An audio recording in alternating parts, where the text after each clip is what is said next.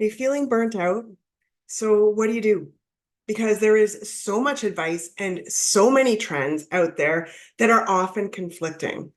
But Coach Sarah Levy is here to remind us that it is actually our nervous system that needs our attention, and spreading our attention to all the other things is actually just going to exacerbate our burnout. So she's going to show us how we can use some quick tricks to get out of overwhelm so we can feel grounded and balanced. So, yes, please, Sarah, give it to us now. Did you know that you can be a respected professional and also have life balance? That voice that says you're just going to disappoint everybody, that's total mind BS. So, Sarah, I am so excited that you are here today because I know that so many people are feeling so burnt out right now. And the concept of trying to fix that too is completely overwhelming. So we're feeling so stuck trying to deal with the burnout, but also trying to fix the burnout while also trying to fix all the other things that are happening in our lives. And you're telling me that I only need to focus on one thing. Talk to Yeah. me, help me out with this. What should I do? Yeah. So, first of all, thank you for having me. And I'm so stoked to talk about this, right? That oftentimes when we're in burnout, there's this idea that we just need to keep going harder and we'll get through it somehow.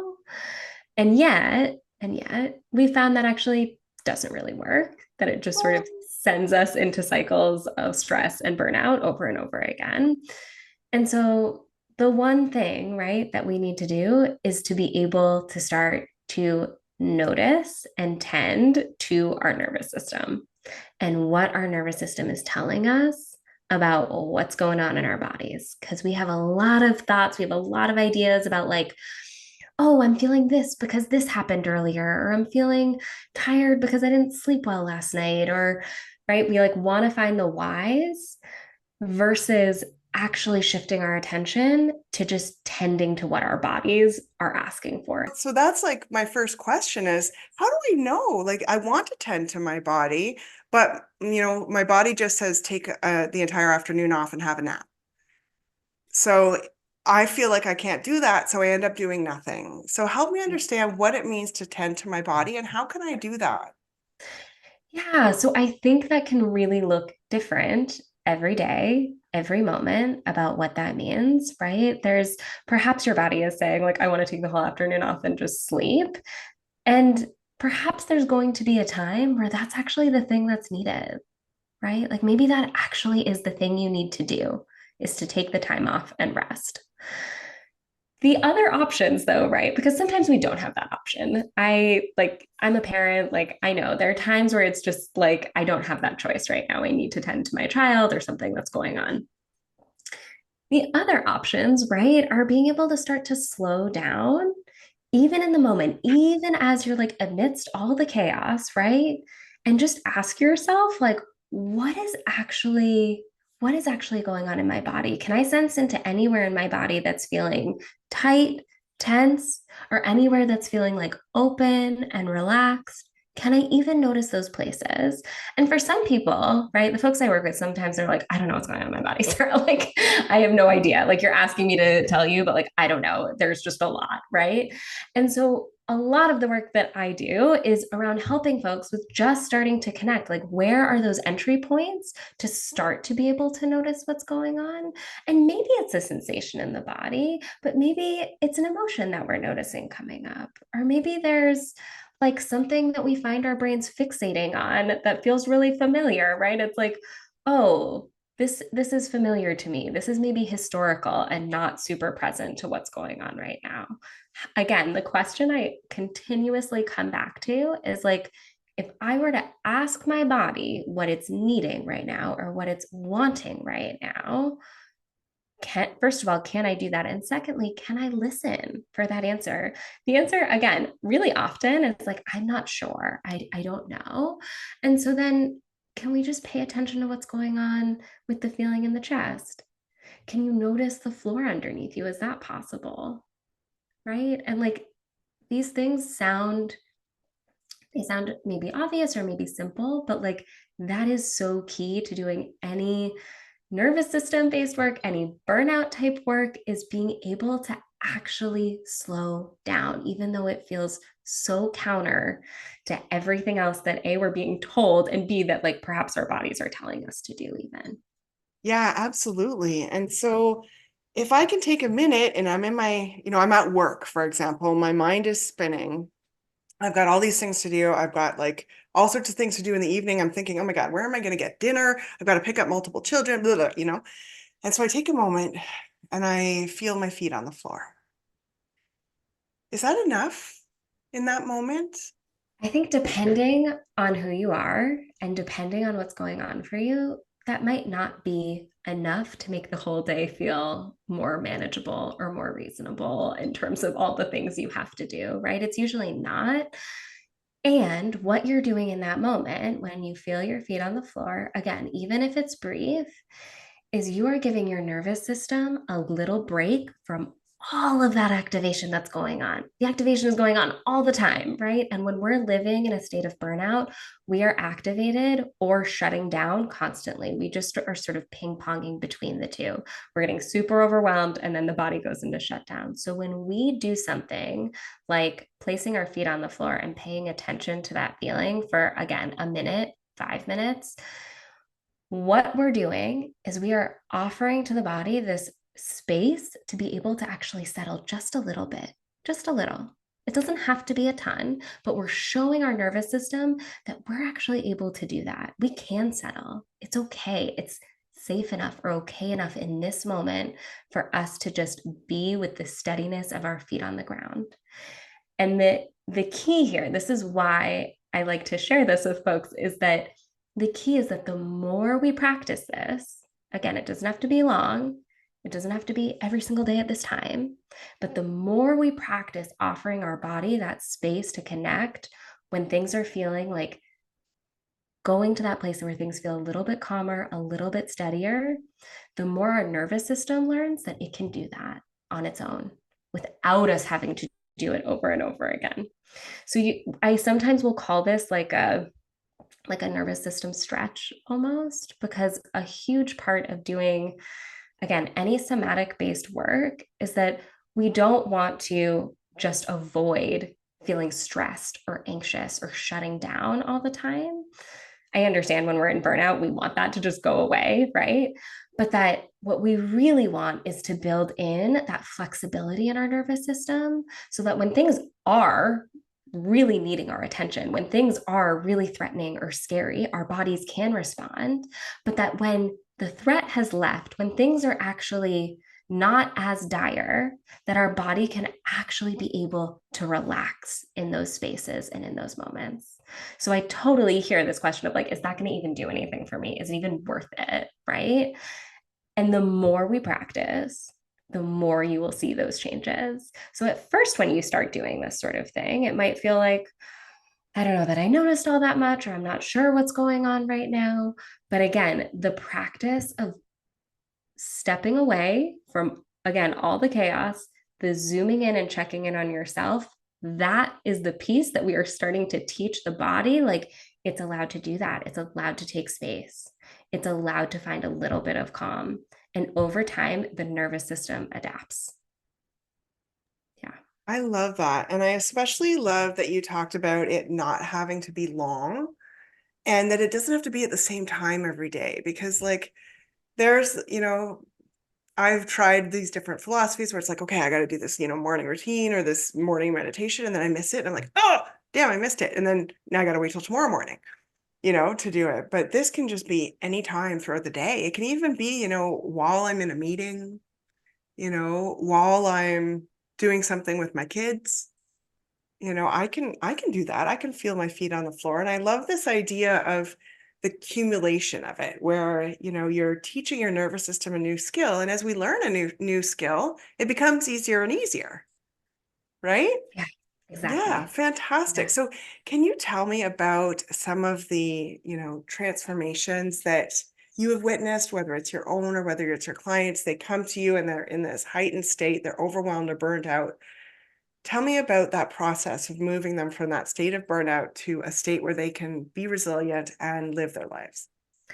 Yeah, so I've worked with a lot of different people on this, but I would say the ones that I really focus on now are the like folks who are really high achieving. They're like so goal oriented and they're doing everything for everybody else, right? Like they're, you know, caring for their families and trying to navigate work and they're trying to figure out like, how to continue to be a good friend and all of these different aspects of their lives where they're being pulled on, like people are like needing stuff from them, right? And they're struggling. And it's these moments that show up that usually are these breaking moments, right? Where they notice they're struggling. It's like their boss asks them, like, where do you want to go in your career? And they're like, I have no idea. I've totally disconnected to what I even want right now. Or the moments when they're feeling so overwhelmed and like something small happens, right? Like the milk spills, like very cliche stereotypically, right? And it just like causes a full breakdown because it's just like the last straw. It's just like, oh my gosh, my body can't even tolerate all that I'm having to hold right now. And so with the folks I work with, right, they usually come to me being like, I don't know what's wrong with me. Like other people are dealing with this. Like I'm just struggling. And like, I don't know how to even get to a place where I know what I want. I just feel lost and like confused by what my body is even telling me right now. And so, so much of my work with folks is really helping it, like, first of all, to carve out that space to start to check in and ask those questions, to invite lots of compassion and understanding, and really getting this sense of like, oh, right, this is where my nervous system is at right now when I start feeling this way. This is, I know that I'm starting to get overwhelmed because my chest starts to get tight, right? Before I want to yell, I start feeling that tightness in my chest, right? So a lot of the work I do is around supporting people with starting to notice that they have bodies that deserve to be cared for and tended to, building some of those skills for meeting them in that moment.